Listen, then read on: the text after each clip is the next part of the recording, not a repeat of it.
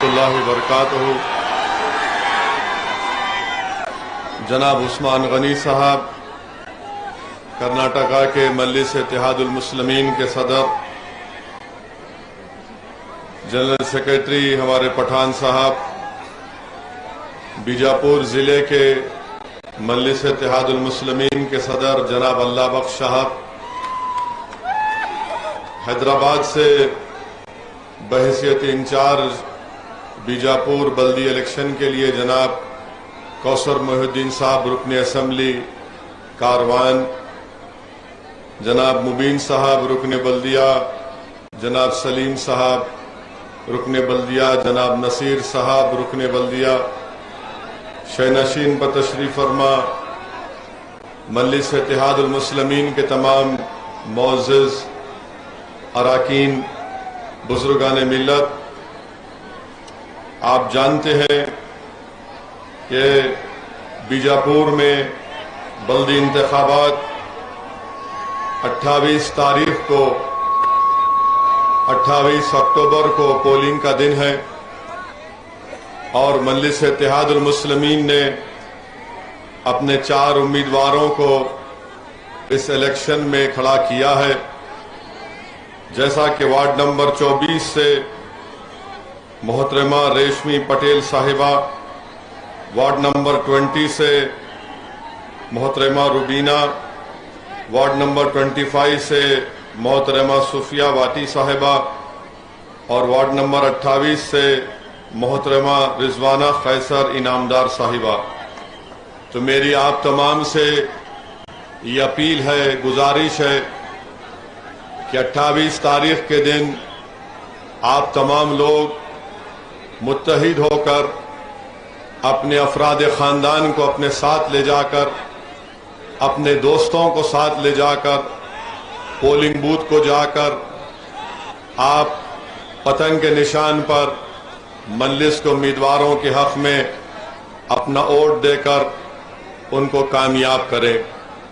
मेरे अजीज दोस्तों और बुजुर्गों, रुक जाइए भाई साहब, ये कौन है? ये हट जाइए, आप हट जाइए, हट जाओ, आप कौन है? ये बैठ जाइए।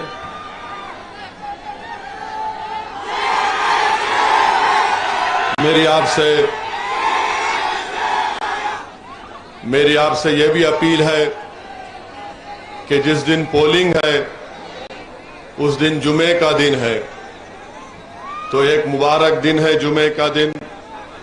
हमारे लिए जुमे का दिन ईद का दिन होता है, तो इसलिए मेरी आप तमाम से गुजारिश है कि आप सुबह के अवलीन वक्त में आप अपने पोलिंग बूथ को जाकर अपने वोट का इस्तेमाल करिए। और अगर आप सुबह में नहीं कर सकते तो जुमे की नमाज के बाद भी आप जाकर नमाज अदा करने के बाद आप अपने वोट का इस्तेमाल करिए, मगर अपने वोट का जरूर इस्तेमाल करिए। भारत की जमहूरियत को मजबूत करिए, कर्नाटका की जमहूरियत को मजबूत करिए। और याद रखिए कि मेरे ख्याल से 9 साल के बाद, 9 साल के एक लंबे अरसे के बाद बीजापुर में म्युनिसिपल का इलेक्शन होने जा रहा है। आज आपको अपनी पसंद और नापसंद का इजहार करने का एक मौका मिल रहा है। तो इसीलिए मेरी आपसे अपील है कि 28 तारीख को आप तमाम लोग अपने घर वालों के साथ, अपने भाई बहन के साथ, अपने दोस्तों के साथ निकलकर अपने एक वोट का इस्तेमाल करिए। और पूरी कोशिश ही हमारी होनी चाहिए कि हमारा पोलिंग परसेंटेज 80-90% के बराबर हो। याद रखिए, अगर आप अपने वोट का इस्तेमाल नहीं करेंगे तो फिर आपको शिकायत करने का कोई हक नहीं है।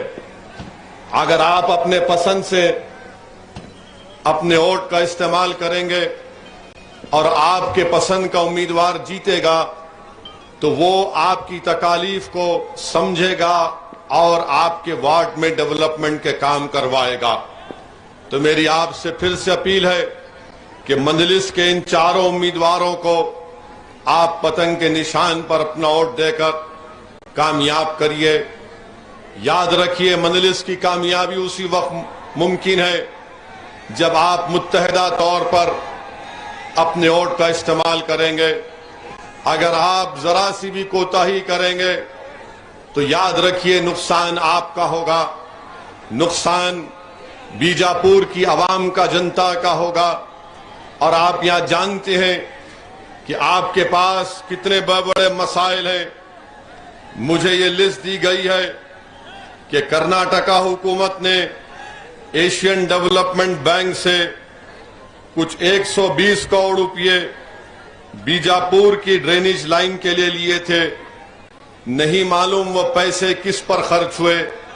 ड्रेनेज लाइन तो नहीं पड़ी, मगर 120 करोड़ रुपए ये तमाम के तमाम करप्ट लोग उसमें खा गए। आज भी गंदा पानी केसी मार्केट, शापेट एरिया, नौबाग, दरबार हाउस, शहीद चौक, इब्राहिम रोजा के पीछे तमाम गंदा पानी जमा हो जाता है। तो आपसे मैं अपील कर रहा हूं कि आपको एक ऐसा रुकने बल्दिया चाहिए जो आपके मसाइल के लिए लड़ सके। फिर आप जानते हैं कि पीने के पानी के लिए 2016 में 175 करोड़ रुपए मंजूर हुए, मगर उसके बावजूद भी बीजेपी के राज में आवाम को पीने का पानी भी दस्तयाब नहीं है। आप देखते हैं कि मैं आज दिन भर बीजापुर की सड़कों पर फिर रहा था और एक लंबा दौरा भी हुआ। गोल गुंबद से स्टेडियम की रोड नहीं है, खाली खड्डे वहां पर है। इंस्पेक्शन बंगलो, सैनिक स्कूल से अलमीन मेडिकल कॉलेज, वो रोड पे कोई चला तो रोड पे नहीं चलता, अलमीन दवाखाने में पेशेंट बन के जाता। एसपी ऑफिस से बंजारा क्रॉस, एसपी साहब को कितनी तकलीफ हो रही नहीं बोल रहे होंगे, मगर उनकी भी रोड खराब है। बागलकोट क्रॉस से बीडी ऑफिस, यहां पर भी रोड नहीं है। तो हम ये पूछना चाह रहे हैं बीजेपी के और कांग्रेस के लोगों से और जेडीएस से भी कि आप तमाम को, मुख्यमंत्री आपका था, आपका चीफ मिनिस्टर था, आपने बीजापुर में आपने डेवलपमेंट क्यों नहीं करवाया? ड्रेनेज की लाइन क्यों नहीं डलवाई? पीने के पानी का इंतजाम क्यों नहीं किया? तो मेरे अजीज दोस्तों, मालूम होगा कि जिसको आपने पहले 9 साल पहले वोट दिया था और उसके बाद जिस एमएलए को आपने कांग्रेस के जिताया था, उसके बाद जब बीजेपी का एमएलए जीत गया, तो आप ये देखिए, पूरी क्रोनोलॉजी समझिए कि जिसको आपने वोट दिया वो तो सिर्फ आपका वोट लेकर अपने घर में जाकर सो गया, मगर आपका कोई डेवलपमेंट का काम नहीं करवाया। वहीं पर आप जानते हैं, अब आ गया भाई, सुनो जरा, सुनो। मैं आपके नारे सुनता हूं या आप मेरी बात सुनो? क्या क्या करेंगे बोलो? फिर सुनो। फिर वार्ड नंबर 22 में बीजेपी के एक्स कॉर्पोरेटर 2014 से 19 में थे। एक्स कॉर्पोरेटर साहब माशाल्लाह से जहां ओपन जमीन मिली उन्हें बोले मेरी है, रख ली है। बोले मेरे खानदान में मिली मेरे को। माने कीर्ति Nagar, Ramnagar bus depot, park, Saint Joseph school. अच्छा, माशाल्लाह से पीने का पानी बीजापुर की जनता को नहीं है, मगर उन्होंने अपने लिए आरओ प्लांट खोल के नोटा कमा लिए। वाह, माने अजीब और गरीब मामला है। फिर आप जाइए तो यहां के बीजेपी के एमएलए के बारे में मेरे को बताया गया कि उन्होंने जो है कोई स्कूल डेवलपमेंट कमेटी के चेयरमैन भी है और उन्होंने स्कूल की जमीन पे कारपोरेशन के फंड को गलत इस्तेमाल करके वहां पे उन्होंने शॉपिंग कॉम्प्लेक्स बना दिए। इसमें जरूर पाकिस्तान की साजिश है, भारत की नहीं है। बीजेपी वाले गुस्से में तो नहीं आ गए? नहीं मालूम, नहीं किसकी साजिश है नहीं मालूम। अच्छा, कर्नाटका का एजुकेशन एक्ट ये कहता है कि जो भी बनाना एजुकेशन पर्पस के लिए बनाना, कमर्शियल प्रॉफिट मेकिंग के लिए नहीं बनाना। अब बना लिए उन्होंने, मगर गुस्सा मेरे पे निकालते, आप पे निकालते। छुपाना है ना अपनी गलती को। फिर आप देखिए ऐसे बहुत सारे आपके डेवलपमेंट के काम हैं जो रुके हुए हैं। मेरी आपसे अदबन गुजारिश है कि 28 तारीख को आप अपना एक एक वोट का सही इस्तेमाल करिए। हम लोग 5 कैंडिडेट दिए थे, एक कैंडिडेट बेचारा कांग्रेस वाले डराए तो डर के बैठ गया। अब ये आवाज को कुछ भी मत करो, आवाज अच्छी है, ये आवाज को डिस्टर्ब मत करो, छोड़ दो, कुछ डिस्टर्ब नहीं करना। तो एक कैंडिडेट हमारा कांग्रेस के दबाव में ना, कांग्रेस के दबाव में डर गया उन्हें बेचारा। उन्हें बोला भारत जोड़ो के नाम पे घर में बैठ जा तो इलेक्शन नहीं लड़तो। अब हम कांग्रेस वालों से पूछना चाह रहे कि बीजापुर में 35 वार्ड है, उसमें मंजलिस 5 लड़ रही थी, 5 लड़े, आपने एक को क्या क्या मिठाई खिलाई नहीं मालूम, क्या गुलाब जामुन खिलाए उसको या नहीं मालूम, बहरहाल बेचारा बैठ गया। अब हम ये पूछना चाह रहे कि कांग्रेस को हम 5 लड़ रहे, 35 में से सिर्फ 5 लड़ रहे थे, 30 आपके पास, मगर कांग्रेस और बीजेपी एक होकर ये पूरी कोशिश कर रहे हैं कि मजलिस का उम्मीदवार बीजापुर में ना जीते। ये दोनों ऐसा मिल गए, साबिका एमएलए प्रेजेंट एमएलए के औले जोले भाया बन के मजलिस का मुकाबला कर रहे। माने सुनिए सुनिए, अब इन दोनों को एक ही पेट का दर्द है। ये अपन बाद में लड़ लेंगे, तू मेरी पीठ खुजा मैं तेरी पीठ खुजा, तो मजलिस नहीं जीतना। तो वो होंगे, क्या कर सकते, इधर से उधर कूदना। तो 4 हमारे उम्मीदवार हैं और हमारी बहन राशमी पटेल की आपने तकरीर सुनी, मेरे को अभी उस्मान गनी साहब उसका तर्जुमा करके सुनाए।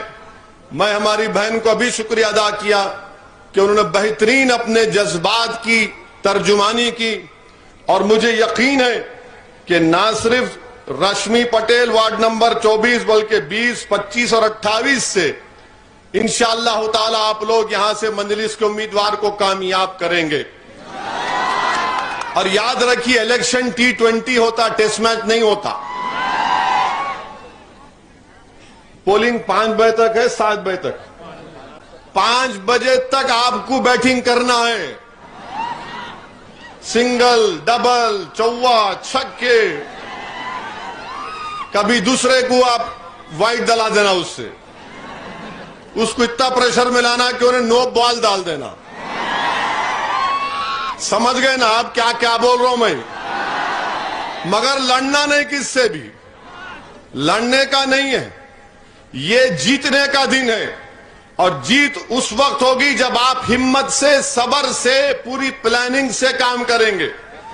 और आप ये मत समझिए कि 4 ये कैंडिडेट है, पूरा बीजापुर की जनता मजलिस के कैंडिडेट है। आप कामयाब होंगे जब ये 4 कामयाब होंगे तो इंशाअल्लाह ताला। ये चारों हमारी बहनें मजलिस के जरूर हैं, मगर ये आपकी भी बहनें हैं, ये मजलिस के कैंडिडेट हैं। मेरी आपसे दवन गुजारिश है कि आप मजलिस का काम अपने घर का काम समझकर करिए। अगर कोई बोलेंगे अरे मयम का क्या है, मेरे भाई ये लोग नहीं जानते कि एक एक घर जो आज जिस रोड पर मैं चला हूं, जो दौरा मेरा हुआ है 1.5 घंटे में, जो मेरा बुरा हाल कर दिए लोग, कोई हाथ खींच रहा, कोई पैर खींच रहा, कोई सेल्फी ले रहा, कोई गले में हाथ डाल रहा, कोई लपेट जा रहा, कोई फूल का हार दे रहा। मैं आप तमाम की मोहब्बत को दिल की गहराइयों से सलाम करता हूं, आपका शुक्रिया अदा करता हूं। हमारी इज्जतदार हमारी इज्जतदार माँ और बहनों को भी सलाम करता हूं कि वो दूर से खड़े होकर जब मैं उनसे कह रहा था कि दुआ करो तो कई माओं की आंख में आंसू थे और मुझे हाथ दिखाकर इत्मीनान दिला रहे थे कि तुमको वोट डालेंगे और तुम्ही को कामयाब करेंगे। अल्लाह उनके उस जज्बे को सलामत रखे। मैं उन नौजवानों का, उन बुजुर्गों का भी शुक्रिया अदा करता हूं कि माशाअल्लाह अवाम का एक अज़्दहाम था, हजारों की तादाद में नौजवान और बुजुर्ग थे। मैंने पूरी कोशिश की कि बुजुर्गों से मिलूं, उनसे दुआएं हासिल करूं। मैंने अपने बुजुर्ग माओं के सामने अपने सर को झुकाकर कहा कि अम्मा, एक दीवाना तुम्हारे शहर में आया है, मैं तुम्हारे सामने भीख की झोली फैलाकर तुमसे भीख मांग रहा हूं कि तुम मेरी झोली अपने इत्तेहाद से भर दो, मेरे सर पर अपना हाथ रख दो। तो कई माओं ने मोहब्बत से, शफकत से इस गुनाहगार के सर पर अपना हाथ रखकर मुझे आशीर्वाद दिया, मुझे दुआएं दी। मैं उन माओं को सलाम करता हूं, अल्लाह से दुआ करता हूं कि अल्लाह उन माओं को सलामत रखे और उन माओं का जज्बा उनकी औलाद में, उनकी नस्लों में अल्लाह पैदा कर दे, जो माँ इतनी बहादुरी के साथ आज एक दीवाने को देखने के लिए। और मुझे हौसला मिला आज के उस दौरे के बाद, और मुझे यकीन भी हुआ कि इंशाअल्लाह ताला अब कांग्रेस या बीजेपी या कोई भी मिल ले, मगर इन 4 वार्ड से इंशाअल्लाह ताला मजलिस की कामयाबी यकीनी है, क्योंकि आपकी मोहब्बत और आपका जज्बा देखकर मुझे कहना पड़ रहा है। मेरे अजीज दोस्तों और बुजुर्गों, याद रखिए, सिर्फ 4 लड़ रहे हैं तो कांग्रेस और बीजेपी में हलचल है। सिर्फ 4 लड़ रहे हैं तो रातों की नींद इनकी खत्म हो गई। सिर्फ 4 लड़ रहे हैं तो ये समझ रहे हैं कि अब क्या होने वाला है। अब 4 लड़ रहे हैं तो इनको डर पैदा हो गया कि जब अप्रैल में असेंबली का इलेक्शन होगा तो क्या होगा। इनको डर पैदा हो गया कि अगर यहां से मजलिस कामयाब हो जाएगी तो ये मजलूम अवाम जिसको बेजुबान करके रख दिया गया, ये कमजोर अवाम जिसको बीजेपी से डरा डरा कर धोखे के नाम पर वोट हासिल किया गया, आज ये दोनों परेशान हैं कि मजलिस इनके दिलों से बीजेपी आरएसएस का खौफ निकाल कर रख देगी। और मजलिस ये पैगाम आपको देने आई है मेरे अजीज दोस्तों और बुजुर्गों कि कांग्रेस हमारी मजबूरी नहीं है, बीजेपी आरएसएस से डरना नहीं है। मजलिस तुम्हारी ताकत है, मजलिस तुम्हारी पहचान है, मजलिस तुम्हारी सच्ची आवाज है, मजलिस तुम्हारे दिलों में छुपे हुए जज्बात की तर्जुमानी करने वाली है। मजलिस नौजवानों की आंखों से आंसू बहने वालों के आंसुओं को समझती है। मजलिस गरीबों की गुर्बत को समझती है। मजलिस हिंदू और मुसलमान के नाम पर सियासत नहीं करती। मजलिस कमजोरों को उनका हक दिलाने का नाम है। मजलिस मजलूमों को ताकतवर दिलाने का नाम है। मजलिस जालिमों को हराने का नाम है, और हम हराएंगे इन जालिमों को इंशाअल्लाह ताला। तो मेरे अजीज दोस्तों और बुजुर्गों, मेरी आपसे अपील है कि अपने एक वोट का इस्तेमाल पतंग के निशान पर करिए। और जब 28 तारीख के दिन देखने वाले देखेंगे कि इन 4 वार्डों में ना कांग्रेस का निशान, ना भाजपा का निशान, ना किसी का निशान, अगर आसमानों में कोई चीज नजर आएगी, रोड पर कोई चीज नजर आएगी, घर में कोई चीज नजर आएगी, फोन पर अगर कोई रिंग होगा तो सिर्फ वही पुकारेगा कि अब इन 4 वार्डों में खाली पतंग पतंग पतंग और पतंग का काम हो रहा है। तो मेरी नौजवानों से अपील है, नौजवानों जरा उस दिन जरा हरकत करो, हरकत में बरकत है। सेलफोन पे अपने दोस्तों को बोलो, व्हाट्सएप पे मैसेज डालो, आज पतंग उड़ाना है। नौजवानों, आपकी जिम्मेदारी है। मैं आपको जिम्मेदारी देकर जा रहा हूं। नौजवानों, ये लड़ाई हम तुम्हारी लड़ रहे हैं, चाहे वो नौजवान हमारी बहन हो या हमारा बेटा हो या हमारा भाई हो। कल तुम इस मुल्क के, इस रियासत के, इस शहर के मुस्तकबिल के फैसले करोगे। ये लड़ाई तुम्हारी है, ये लड़ाई तुमको लीडर बनाने की है, ये लड़ाई तुमको हक दिलाने की है, ये लड़ाई तुम्हारे दिलों से भाजपा आरएसएस के खौफ को निकालने की लड़ाई है, ये लड़ाई कांग्रेस के झूठे वादों को समझने की लड़ाई है। तो नौजवानों, बुजुर्गों, मेरी इज्जतदार मां और बहनों, अपने हौसलों को बुलंद रखिए और हां, इस बात को याद रखिए कि मेरे आज के इस तकरीर और भाषण के बाद, कल सुबह फजर की नमाज के बाद सब काम पे लग जाएंगे। भाजपा वाले, कांग्रेस वाले एक प्रेस कॉन्फ्रेंस इन्हों करेंगे, एक प्रेस कॉन्फ्रेंस इनके औले जोले भाई करेंगे। ये दोनों राम और श्याम की जोड़ी है, याद रखो आप। समझ गए ना? ये दोनों राम और श्याम है। वो जो भी वो भी है, वो भी बोल दो। तो ये दोनों मिलकर कल प्रेस कॉन्फ्रेंस करेंगे। एक बोलेगा इन्हें एंटी नेशनल है, इन्हें इसको वो मुल्क छोड़ के भिजा दो। दूसरे बोलेंगे इन्हें बीजेपी से मिले हुए है। तो मैं इन दोनों से कह रहा हूं, भाजपा और कांग्रेसियों से, कि अब आप डरा नहीं सकते, अब आप मजबूर नहीं कर सकते। अब हम उम्मीद की बुनियाद पर, बीजापुर की जनता के उम्मीद की बुनियाद पर मंजलिस साहब से अपील कर रही है कि आप मंजलिस के चारों उम्मीदवारों को वोट दीजिए, क्योंकि आपने देख लिया कि ना यहां पर रोड है, ना यहां पर पीने के पानी का इंतजाम है, ना ड्रेनेज लाइन है, बल्कि सैलाब आया तो भी डिस्ट्रिक्ट को पैसे कम मिले। सैलाब आया भी तो डिस्ट्रिक्ट को पैसे कम मिले। तो क्या आप लोग इस बात का वादा कर रहे हैं कि इंशाअल्लाह इन चारों वार्डों में आप पतंग के निशान पर वोट लगाएंगे? जरा सोच के बोल दो, टाइम है अभी, नहीं तो बाद में पकड़ लूंगा मैं तुम्हारे को आके। मैं बहुत से लोगों के पीछे पड़ गया तो उनको नहीं छोड़ता मैं, मगर मेरा हक बनता तुम्हारे पीछे पड़ना, मेरा हक बनता तुमसे वोट लेना। मैं गैर नहीं हूं, मैं तुम्हारा भाई हूं, तुम्हारा बेटा हूं, तुम्हारा खादिम हूं। मेरा हक बनता कि तुम्हारे घर पे जाकर दस्तक मार कर कहूं कि भाई उठो, जागो, अब खौफ और धोखे की बुनियाद पर नहीं, उम्मीद की बुनियाद पर मंजलिस के पतंग के निशान पर वोट दो।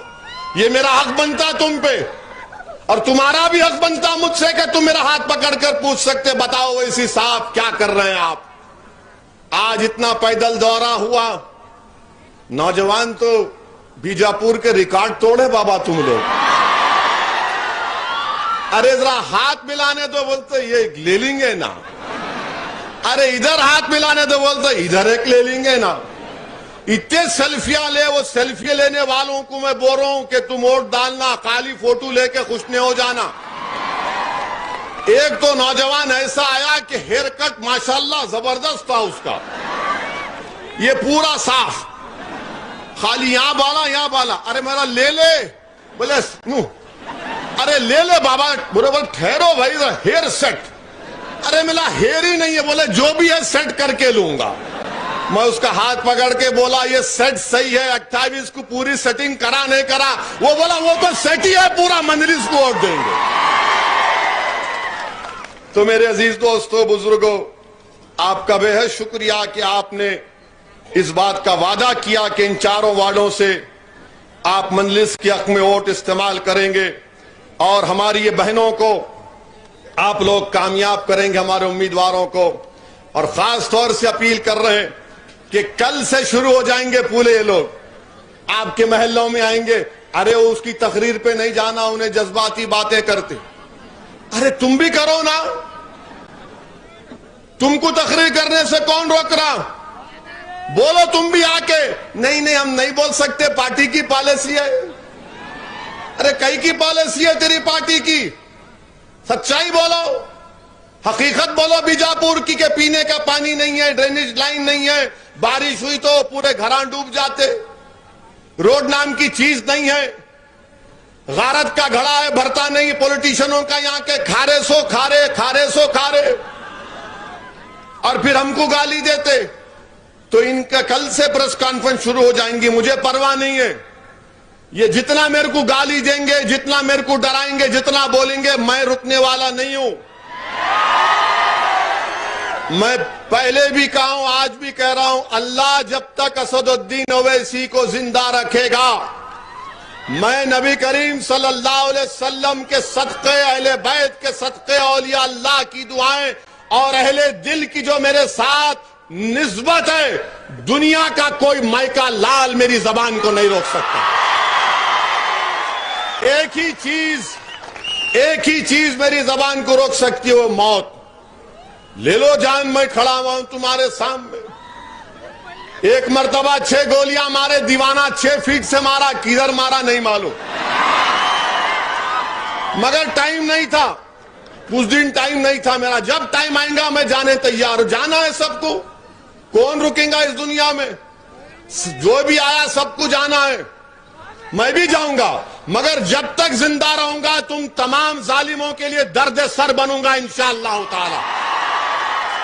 जब तक मजलूमों को इंसाफ नहीं मिलेगा, जब तक मजलूमों को इख्तिदार नहीं मिलेगा, जब तक कमजोरों को ताकत नहीं मिलेगी, जब तक के हक वालों को हक नहीं मिलेगा, वैसी तुम्हारी बात करता आया है, मजलिस तुम्हारी बात करती आई है, हम तुम्हारी बात करते रहेंगे। लोग बोलते तुम वहां लड़े, यहां इलेक्शन लड़े।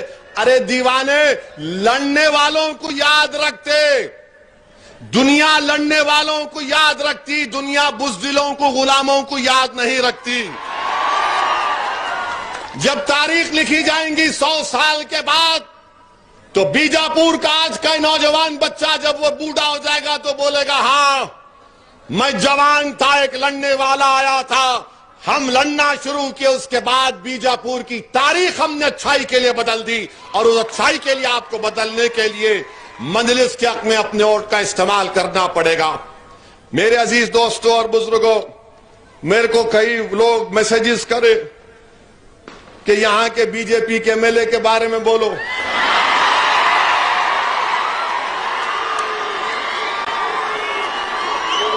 मेरे को देखिए, सुनिए, अब यहां पर भी है, हेलो, बम्पर है, पूरा भर गया पूरा, माशाल्लाह। तो सुनिए, मेरी बात सुनिए, जरा सुनो, जरा सुनिए।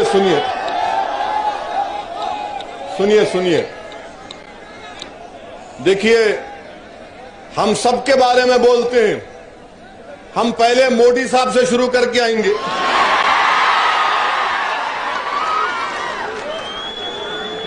इनका नंबर बाद में आएगा। पहले प्राइम मिनिस्टर, फिर होम मिनिस्टर, फिर आरएसएस, फिर उसके बाद विश्व हिंदू परिषद, बजरंग दल, कांग्रेस की लीडरशिप, इनका नंबर बाद में आएगा। ऐसा है ना मेरे भाई, जो लोग मेरी मुखालिफत करते, मैं उनकी मुखालिफत को देख के बोलता रही, इन्हें मेरी मुखालिफत करने के लायक भी नहीं है, समझे ना आप।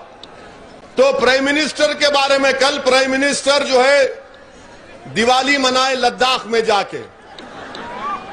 आप देखे होंगे कि भारत के सिपाहियों के साथ अच्छा किया गए। वो बेचारे सिपाही हमारी सरहद की हिफाजत करते हैं 15,000 फीट के ऊपर, वहां पर सांस लेना बड़ा मुश्किल। अच्छा किए प्राइम मिनिस्टर गए, मगर प्राइम मिनिस्टर जब लद्दाख को गए तो प्राइम मिनिस्टर मोदी को यह कहना चाहिए था वहां से कि चाइना अपनी फौज के साथ 50,000 फौज चाइना की डेप्सांग और डेमचाक में भारत की जमीन पर कब्जा करके बैठी हुई है। चाइना की फौज जो हमारे ग्रेजिंग राइट से, यानी जानवर लेकर हमारे लोग पहाड़ों पे ऊपर जाते थे घास खिलाने, ऐसी 10 किलोमीटर के अंदर चाइना की फौज बैठी हुई है। हमारे प्रधानमंत्री, देश के प्राइम मिनिस्टर ने सब बोला मगर चीन नहीं बोला। प्राइम मिनिस्टर चाइना का नाम लेने से डरते क्यों हैं? चाइना का नाम लेने से क्यों डरते हैं? अरे जब आप वो सिपाही को बोलना था कि चाइना आन दो, चाइना का बाप आन दो, हम जमीन हासिल करके रहेंगे भारत की, प्राइम मिनिस्टर बोले ही नहीं, टाइम टाइम हो गया पूरा वहां पे। अजा हो रही, एक अजा के लिए रुकेंगे, फिर आता हूं प्राइम मिनिस्टर पे।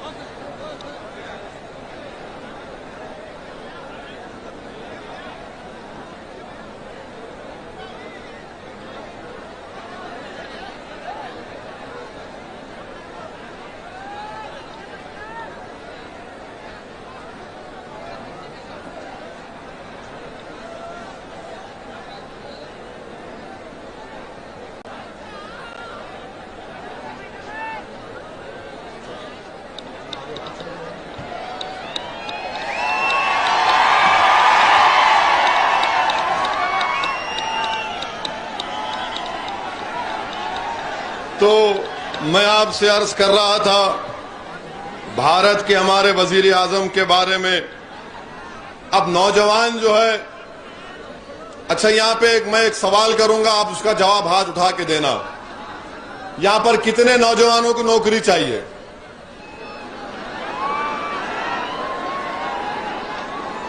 आपको नहीं चाहिए, आप ना प्रेस के हैं, अभी तक है नौकरी आपका नहीं। अच्छा हाथा नीचे रख लो। तो एक हमारे एक दोस्त इसके ऊपर एक शेर लिखे कि भारत के प्रधानमंत्री को जब नौकरियां पूछते, उन्होंने बोलते कि कपड़े देखकर दंगाइयों को पहचानो। तो नौकरी नहीं दिए। आज भारत में सबसे ज्यादा अगर कोई बेरोजगार है पूरी दुनिया में तो नौजवान है। तो किसी शायर ने अच्छा कहा कि तेरी मोहब्बत में हो गए फना। सुन रहे आप? तेरी मोहब्बत में हो गए फना, मांगा था रोजगार मिला आटा दाल चना। यानी नौकरी पूछे तो भारत के प्रधानमंत्री बोल रहे ये ले लो आटा दाल चना। अरे आटा दाल चना लेके क्या करेंगे प्रधानमंत्री? नौजवान को रोजगार चाहिए, नौकरी चाहिए। आपने कहा था 2 करोड़ नौकरियां दूंगा, अब आप आगे नहीं, 2024 तक मैं सिर्फ 10 लाख दूंगा। ये कितना बड़ा झूठ बीजेपी और भारत के प्रधानमंत्री ने देश और मुल्क के नौजवानों से और इस देश की जनता और आवाम से किया। मेरे अजीज दोस्तों, बुजुर्गों, क्या पेट्रोल डीजल की कीमतें कम हो गई? कम नहीं हुई? तो जोर से बोलो। फिर आप बीजापुर में बीजेपी को वोट डालते पेट्रोल डीजल की कीमतें देख के? गनीमत।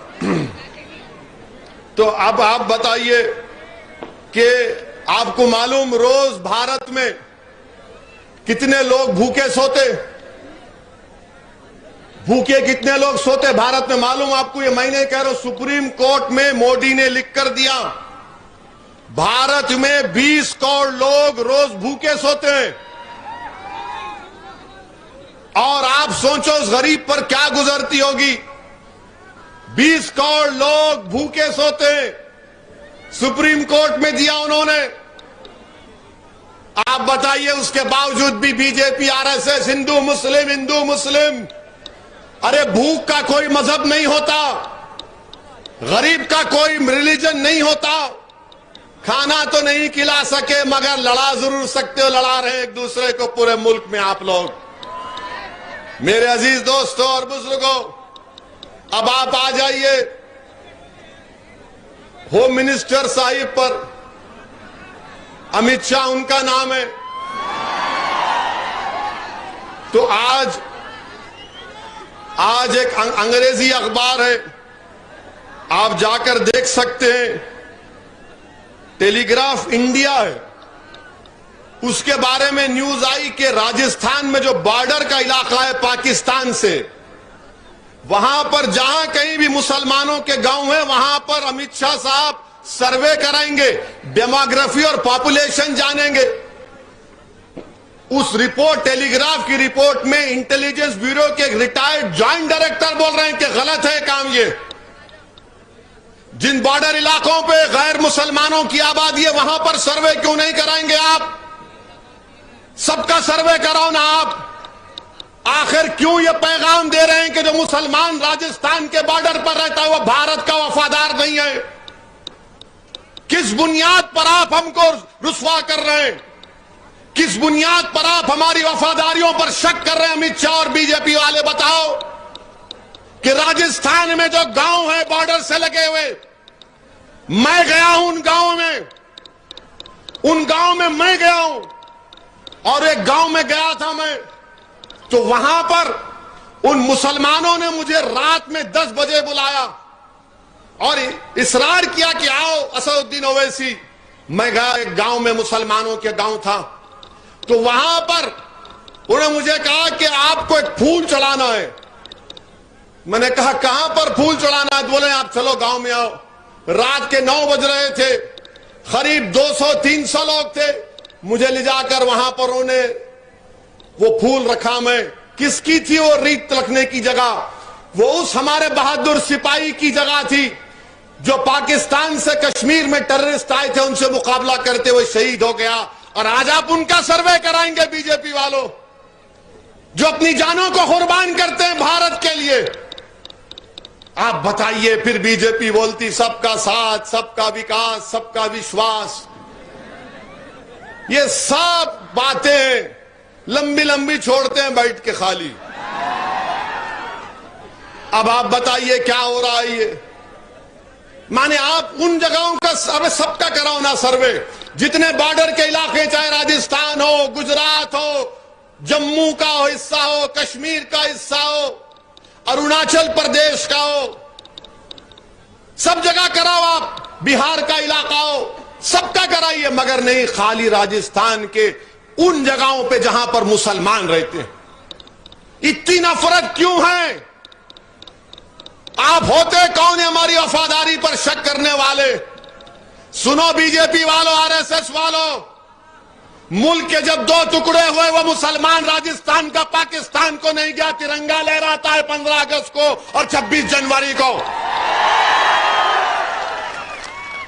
मेरी बात बताइए, आप तकलीफ होती है अंदर से कि आप मुझ पर शक करते हैं, मेरी वफादारी पर सवाल उठाते हैं आप। ये भाजपा और बीजेपी, आरएसएस गलत काम कर रही है। सर्वे कराना पूरा कराओ, मगर खाली हमारा कराएंगे। हमसे ही मोहब्बत, दूसरों से मोहब्बत है ही नहीं आपको। मेरे अजीज दोस्तों और बुजुर्गों, तो इन हालात में आपको एक अच्छा फैसला करना है। अब मैं यहां पर हमारे भारत के प्रधानमंत्री से ये पूछना चाहता हूं कि आपका यहां का एमएलए ये कह रहा है कि यहां के बीजेपी के एमएलए बोले, प्रेस का स्टेटमेंट है, मैं 2,500 करोड़ दिया तो कर्नाटका का मुख्यमंत्री बन जाता हूं। बोले ना, बोले बोले, डर के नहीं बोलना, बोले नहीं बोले। अब पूछना पड़ेगा तेरे के ने 2,500 करोड़ कहां से आए रे? 2,500 करोड़ तेरे को कौन दिया? कहां से आए? अलादीन का चिराग है क्या? गसे तो निकल रहे, 2,500 करोड़ गसरे निकल रहे, गसरे निकल रहे हैं। तेरे कहने मोकिला है, जिन्नात की फौज है। 2,500 करोड़ दिए तो प्रधानमंत्री जी आप तो गरीब हैं, आप तो बोले मैं झोला लेके चले जाऊंगा, मगर देश के प्रधानमंत्री 2,500 करोड़ समझ में नहीं आया। इन्हें भी क्या लंबी लंबी छोड़ रहा क्या? वाह, 2,500 करोड़ दिए तो बन जाता हूं मैं। अच्छा, बीजेपी में शायद मुख्यमंत्री बनने की फीस यही है, नहीं मालूम। उन्होंने बोले, बोल रहा हूं मैं, ये प्राइम मिनिस्टर को बोलना पड़ेगा, मैं इनसे नहीं पूछूंगा, मैं बड़ों से बात करता हूं, लेवल के लोगों से,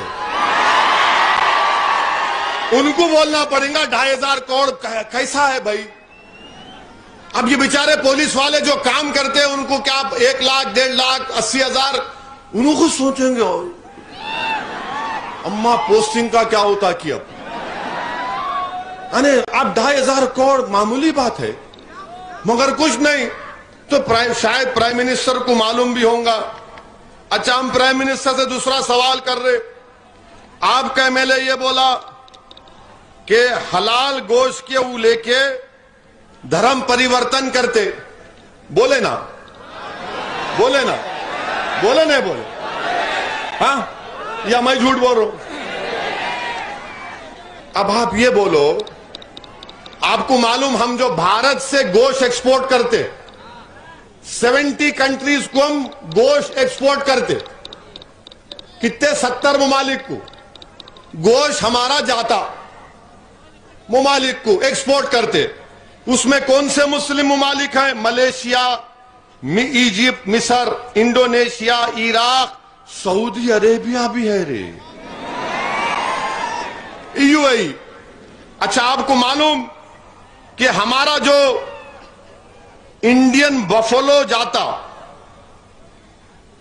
जून 2020 और 21 में 3,670 करोड़ का एक्सपोर्ट हुआ। कितना हुआ? 3,670 करोड़ 2020-21 में। इन्होंने बोले 2,500 में सीएम बन जाता हूं, 3,670 करोड़ का एक्सपोर्ट हुआ। अब छोड़ो जी, अब मैं बोल, सुनो तुम, मगर तुम जो बोल रहे सही बोल रहे, मैं नहीं बोलता कुछ भी, मैं नहीं बोला, तुम बोले, और तुम क्या बोले सब सुन लिए, मैं नहीं सुना। अब अप्रैल जून 2021-22 में वो 3,670 करोड़ से एक साल में कितना बढ़ गया मालूम आपको?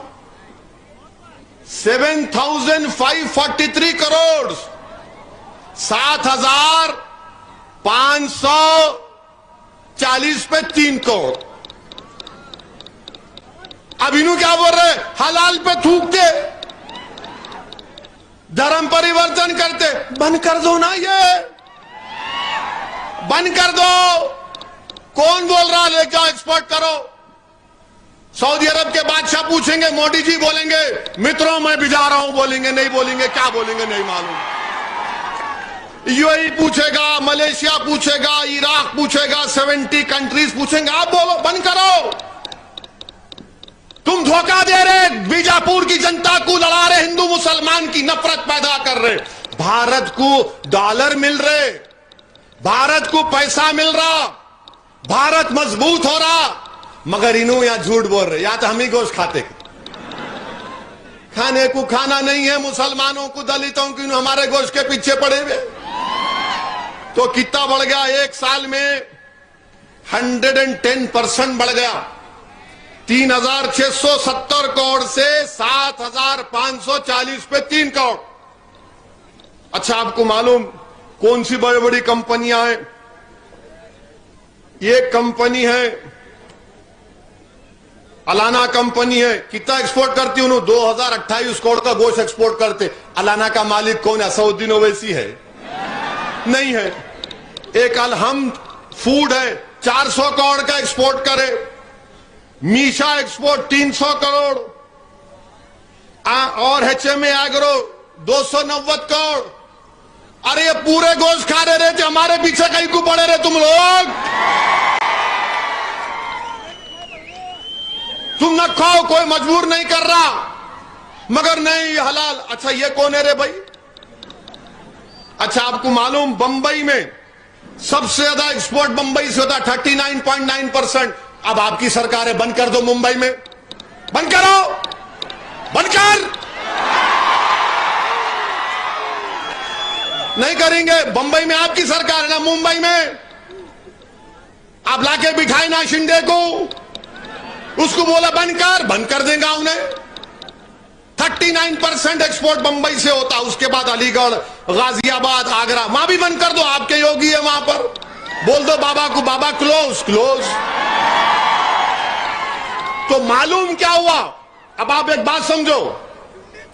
नहीं वैसा नहीं, सुनो मेरी बात। अगर कोई एक भैंस काट के दुकान पे लाके बेचता तो उसने घर को शाम में 11 बजे गए तक 100 या 300 रुपए कमाता। हमारे कुरैशी भाई को है यहां पे 300 रुपए कमाते ना, 300-400 कमाते होंगे 12-15 घंटे काम करने के बाद। तो इन्हों क्या बोल रहे? उन्हें 300 रुपए नहीं कमाना, उन्हें हजारों करोड़ कमाना। गरीब भूखा मर जाना और अमीर दौलतमंद रहना, क्योंकि इनसे मिला हुआ है। ये कौन सी पॉलिसी है बीजेपी की बताओ? कि बोलते हलाल आया तो थूकते, अरे नहीं थूकते रे। अच्छा, ये बोलो, क्या तरकारी हलाल नहीं है? है ना तरकारी हलाल, पानी हलाल है, शराब हलाल है? नहीं है। वो कुत्ते का पेशाब है, पीने वाले भी कुत्ते का पेशाब पी रहे। आप पियो, मैं रोक नहीं सकता हूं। पानी हलाल, थम्स अप हलाल, कोक हलाल, रूह अफ़ज़ा हलाल, फंटा हलाल, मौसम्बी का जूस हलाल, तरकारी हलाल, पानी हलाल, हवा हलाल। अब हराम क्या है बताओ?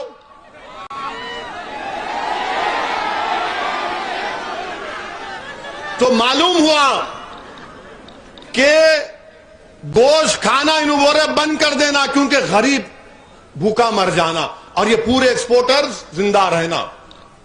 हम मर जाना, उन्हें जिंदा नहीं बल्कि अय्याशी करना अपने पैसों से। अब ये बताओ, कर्नाटका की बात हम कर रहे हैं, मैं मीडिया में देखा, ये मीडिया वाले जिम्मेदार, इन पे केस बुक करना, ये कैमरा वाले। उन्होंने ये बताए कि बोम्मई सरकार 40% पे काम करती। देखे ना मीडिया में आप?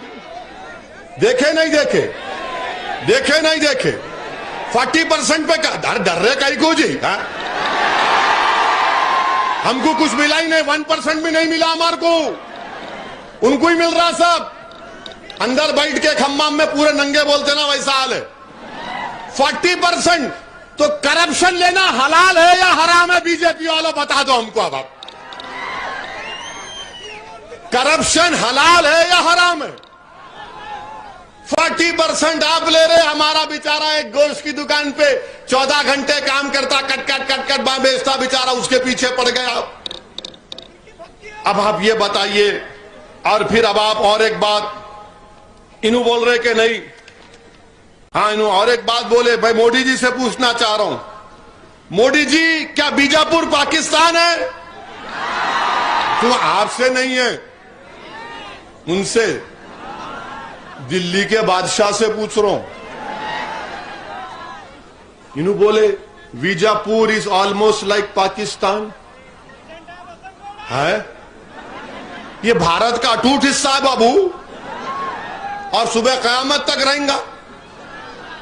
मोदी जी आप बोलो, ये भारत का हिस्सा है या नहीं है? बोलो मोदी जी। आपका आदमी बोल रहा है it is almost like Pakistan. No, it is India and it will always be India. Bijapur will be in India only. Bijapur is the heart of Karnataka. Bijapur is the history of Karnataka. Bijapur के ये गुम्बदें बीजापुर और कर्नाटका की खूबसूरती को दिखाती हैं, आदिल शाह की, निजाम शाह की और बैमानी बादशाहों की। अब आप बताइए मोदी जी, ये कैसा आदमी आपका बोल रहा हमको? इसको सिखाना पड़ेगा। उन्होंने सिखा, हम नहीं सिखा सकते। फिर मोदी जी आप बोलिए, आप देश के प्रधानमंत्री, आप बोलते हैं सबका साथ, सबका विकास, सबका विश्वास। इनका एक वीडियो निकला, इसमें नु बोले कि मैं मुसलमानों का काम ही नहीं करता। बोले नहीं बोले? बोले नहीं बोले? अच्छा, इससे पहले ऐसा कोई बोले इनको? इससे पहले मैं जो बोल रहा हूं ऐसा कोई बोले खुलेआम? क्यों नहीं बोले? क्यों नहीं बोले? कई को नहीं बोले? मिले हुए है जी, औले जौले है दोनों अंदर से, समझे ना? तू मेरी पीठ खुजा, मैं तेरी पीठ खुजाता हूं। मैं उसको डराता हूं, तू इसको समझा जाके। अब तुम डराए तो भी नहीं डरने वाले, तुम समझाए तो भी नहीं समझने वाले इंशाअल्लाह ताला। मेरे अजीज दोस्तों, बुजुर्गों, अब इन्हों बीजेपी वाले कल प्रेस कॉन्फ्रेंस करके बोलेंगे ओवैसी दुश्मन है। मेरे कॉन्स्टिट्यूंसी में लाल दरवाजा है, वहां पे लाल दरवाजे की मंदिर है, और मंदिर के पुजारियों को, उस पुरानी मंदिर को मेरे ख्याल से 4 या 5 करोड़, 3.5 करोड़ रुपए मजलिस की नुमाइंदगी पे दिलाए। कौन दिलाए मालूम आपको? अकबरुद्दीन ओवैसी।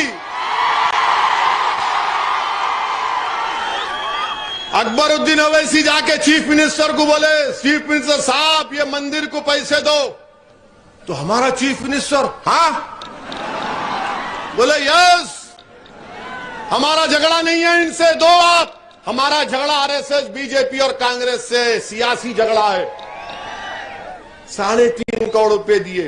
वही मंदिर के पुजारी साहब, कोविड की सेकेंड वेव में कोई अस्पताल में जगह नहीं मिली, अकबरुद्दीन ओवैसी असरा हॉस्पिटल में उनको बेड दिला के इलाज कराए। ये फर्क होता है, ये फर्क होता है। हाँ, मेरे को आप वोट मत दो तो क्या मैं आपको इंसान नहीं बोलूंगा? मैं आपका दुश्मन बन जाऊंगा? वोट देना नहीं देना वो भारत की आवाम का, जनता का जमहूरी हक है। और आप वोट नहीं दिए, उन्हें वहां का भगा दो, उसको इधर भगा दो उसको। क्या बात है बताओ आप? इतनी नफरत क्यों? क्या ये लोग भारत के नागरिक नहीं हैं? और जिन लोगों को तुम गाली दे रहे, सुनो, जब मुल्क की आजादी की लड़ाई लड़ी जा रही थी अंग्रेजों के खिलाफ, अगर सबसे पहले किसी ने अपना खून बहाया तांतिया टोप के साथ, झांसी की रानी के साथ, तो उसका नाम किसका आएगा? मुस्लिम उलमाओं का नाम आता। अंग्रेजों के खिलाफ जिहाद का फतवा किसने दिया था? मुस्लिम उलमाओं ने दिया था। अल्लामा फजल खैराबादी रहमतुल्लाह अलैह काले पानी की सजा काटे, और जब उनका बेटा उनकी रिलीज का ऑर्डर लेकर आया, उसी दिन अल्लामा फजल खैराबादी अल्लाह के पास चले गए।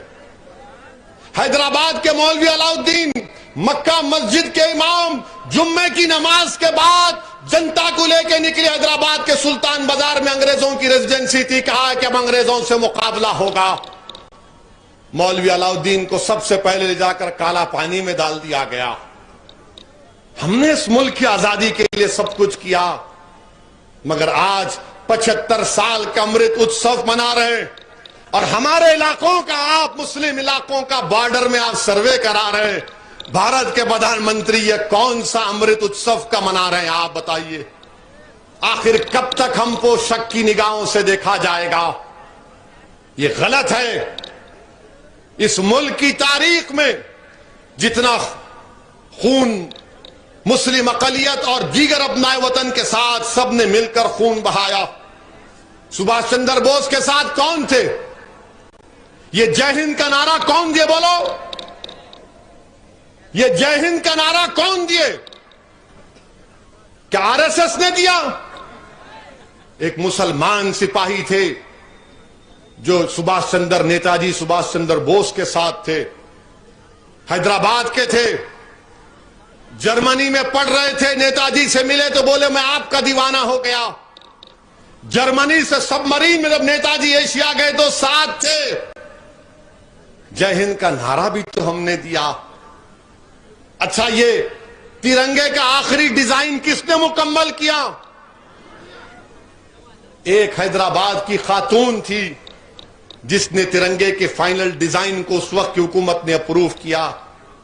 मेरे अजीज दोस्तों और बुजुर्गों, ये वतन हमारा है, आपका है, सबका है। इस वतन का कोई मजहब नहीं है। ये वतन ना मुसलमानों का है, ना हिंदुओं का है, ना ईसाइयों का है, ना सिखों का है। ये वतन इन तमाम का है। इस वतन का कोई मजहब ही नहीं है। भारत का कोई मजहब नहीं है। यही भारत की ताकत है, यही भारत की खूबसूरती है और इस खूबसूरती को आपको हमको मिलकर बचाना है। बीजेपी आरएसएस एक ही बात बोलते। अब वो परसों आरएसएस के एक लीडर बोले, उसका जवाब दिया एक जलसे में मैं। उन्होंने क्या बोले कि ये मुसलमानों की आबादी बहुत बढ़ रही। नहीं बढ़ रही आपकी आबादी, आपका टीएफआर सबसे ज्यादा गिरा है। टीएफआर मुसलमानों का बहुत ज्यादा गिरा है, मगर इनको आप पॉपुलेशन बढ़ा रहे, पॉपुलेशन बढ़ा रहे। अरे कहां बढ़ा रहे? टीएफआर तुम्हारी गवर्नमेंट बोल रही। अच्छा, फिर आरएसएस ये बोलती है कि बांग्लादेश से लोग इंडिया में आके धर्म परिवर्तन करा के पॉपुलेशन इंबैलेंस कर रहे। कैसा कर रहे भाई? ऐसा बोल के तो आप बीएसएफ को कमजोर कर रहे हैं।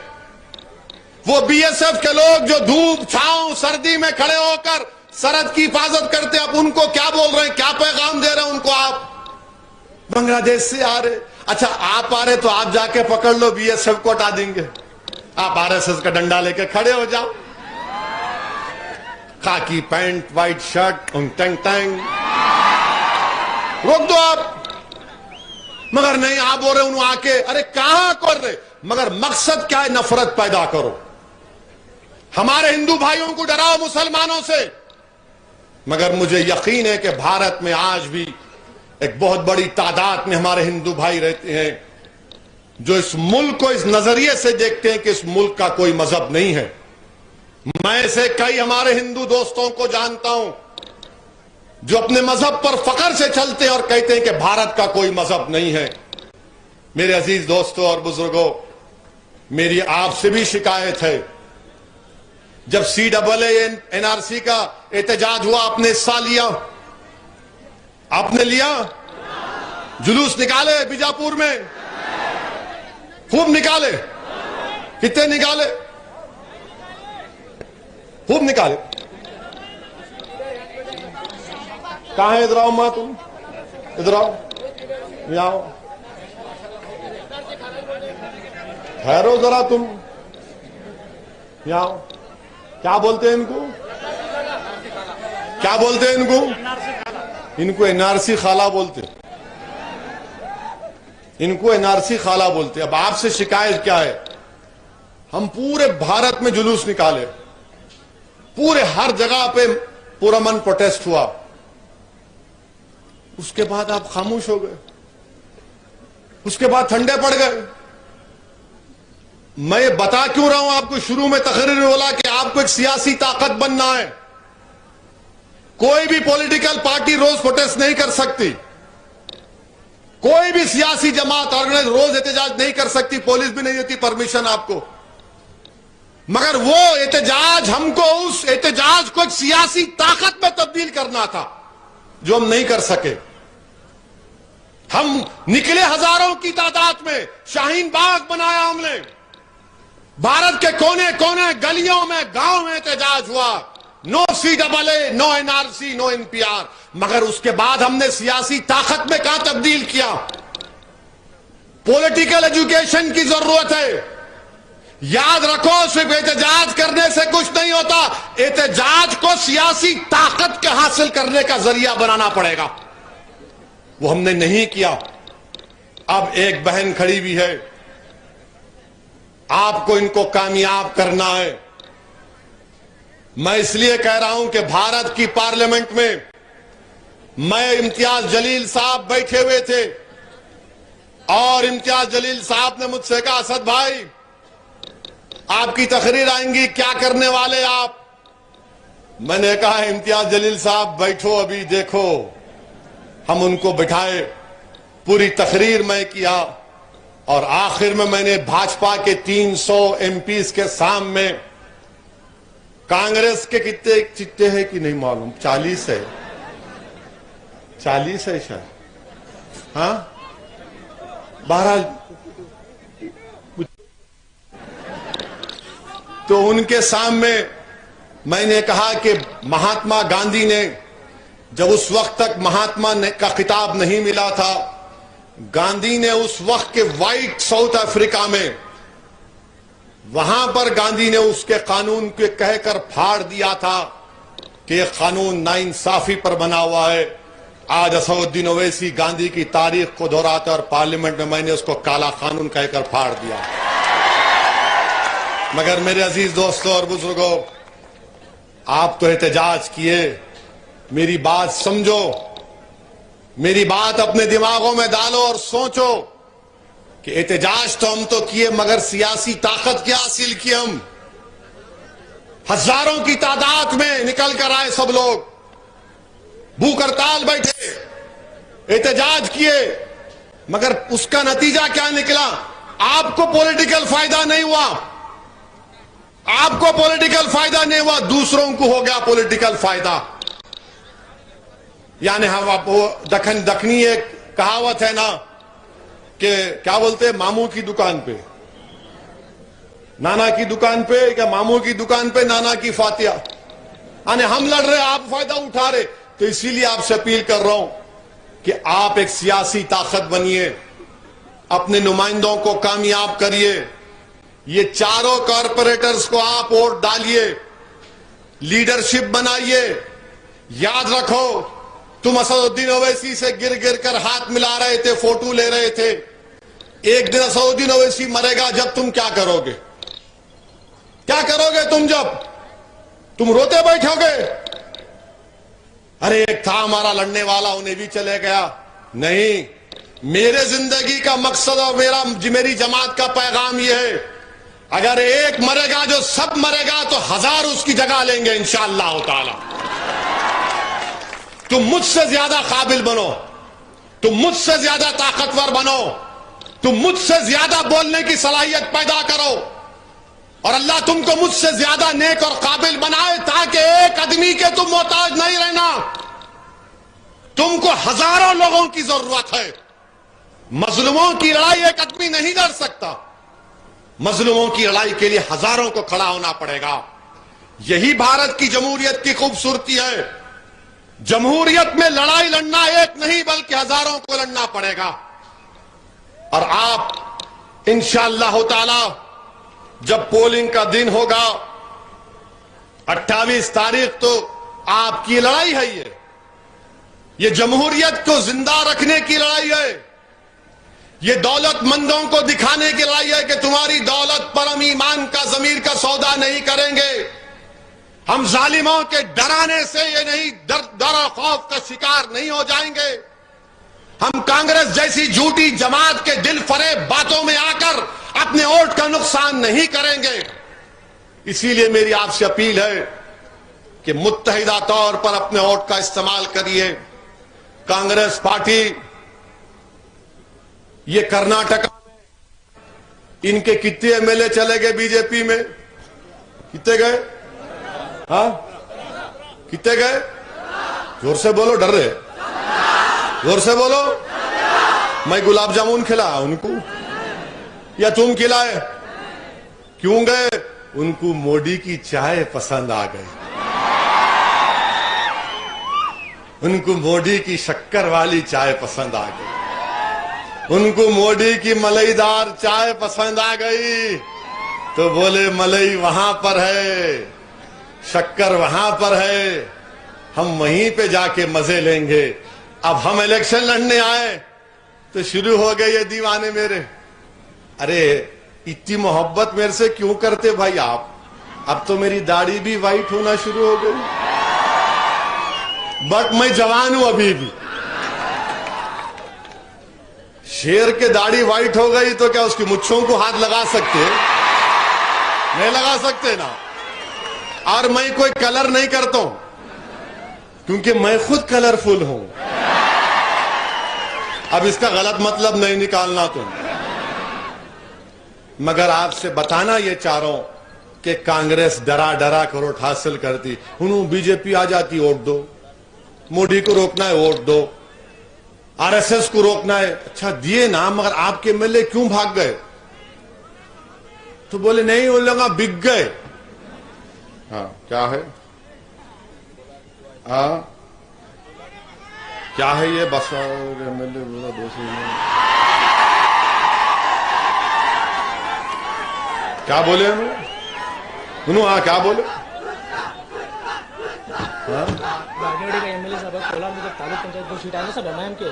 अच्छा, जो बड़ेवाड़ी के एमएलए बोले कि एमआईएम के 2 जीते कोलार में तो दर्द सर बन गए। अब बीजापुर में दर्द सर बना सकते कहते। खाली सर दर्द में, तुम्हारे सर में दर्द हो रहा, वहां नहीं हो रहा, माने पेट में। गलत मतलब नहीं निकालना। नहीं नहीं, पेट में, पेट में। हाँ, डबल मीनिंग नहीं निकालना।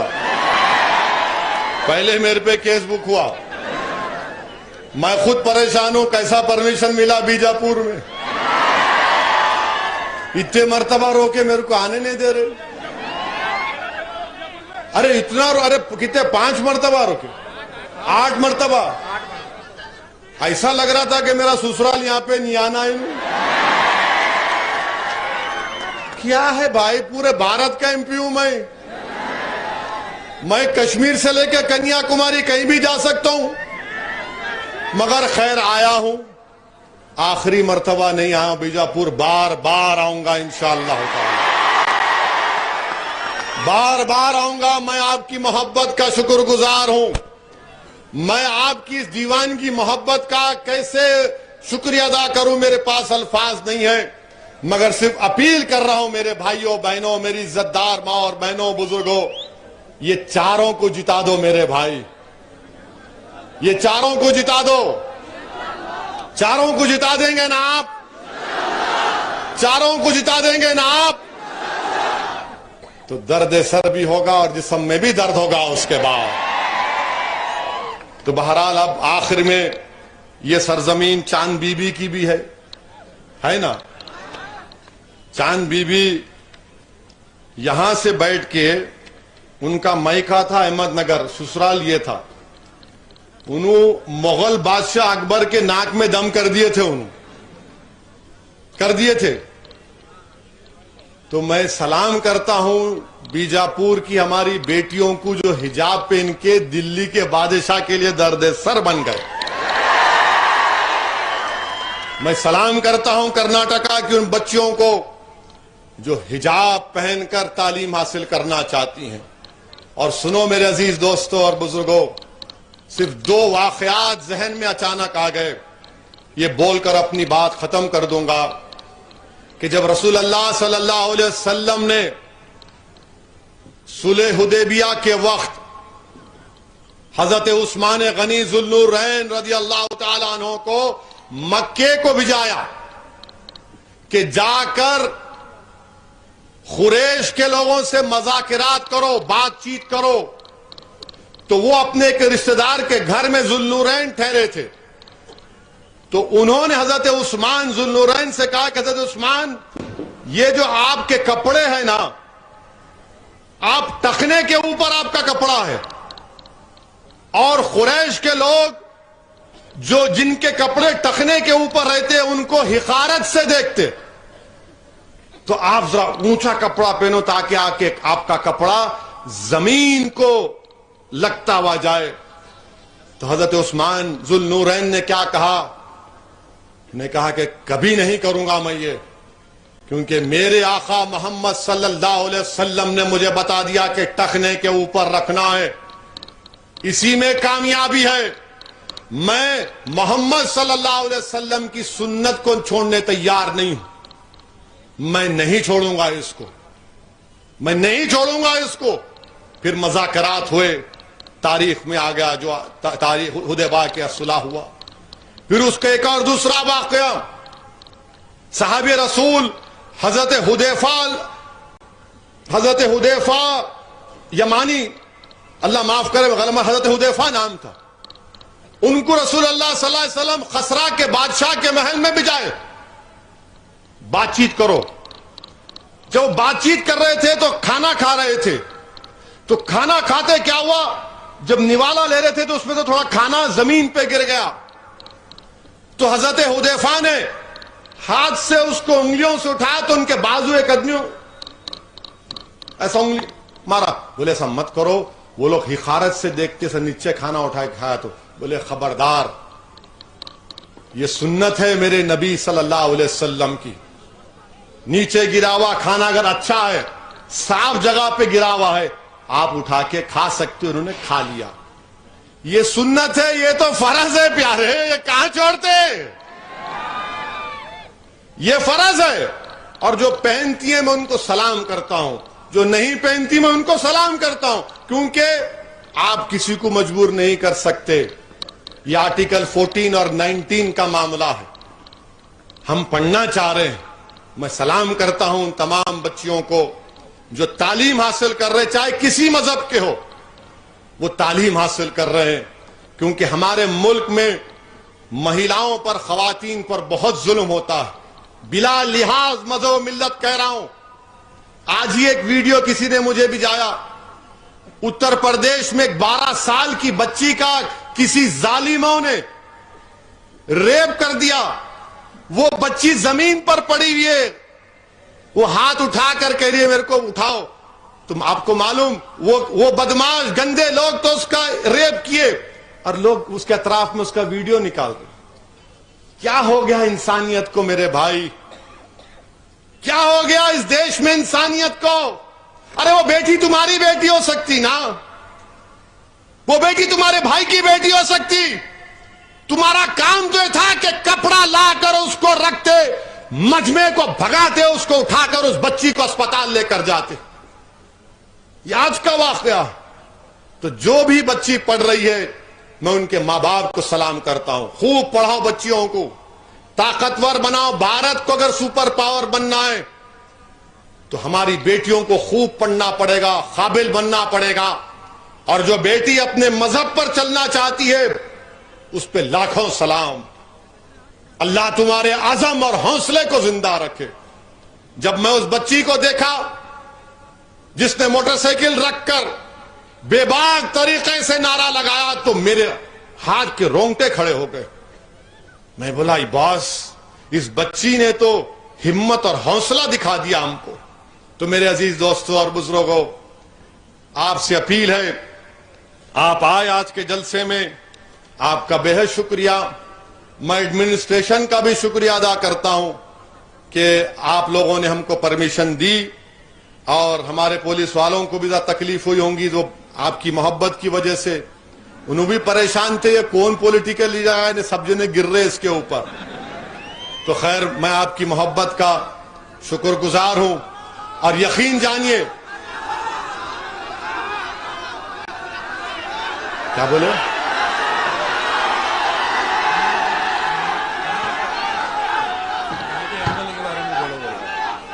बोल दिए बोल दिए बोल दिए, जरूरत नहीं है लेवल की बात करना।